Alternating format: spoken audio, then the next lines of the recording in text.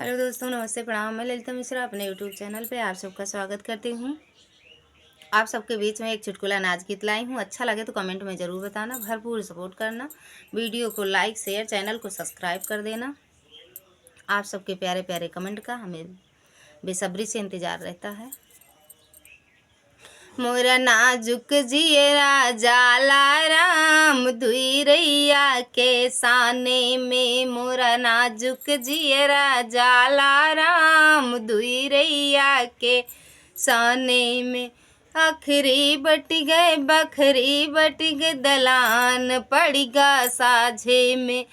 अखरी बट गए बखरी बट गए दलान रहेगा साझे में। सासू बेचारी वैसे रही गई दुई रैया के साने में। मोरा नाजुक जियरा जाला राम दुई रैया के साने में। मोरा नाजुक जियरा जाला राम दुई रैया के साने में। और तन बटिगा बर्तन बटिगा कल छुल रह गए साझे में। यार तन बटिगा बर्तन बटिगा कल छुल रहेगा साझे में। दाल बेचारी अलोने रही गई दुई रैया के साने में। मोरा नाजुक जियरा मोरा नाजुक जियरा जाला राम दुई रैया के साने में। मोरा नाजुक जियरा जाला राम दुई रैया के साने में।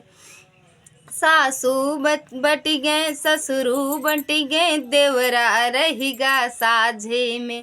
सासू बट गए ससुरू बट गए देवरा रहेगा साझे में।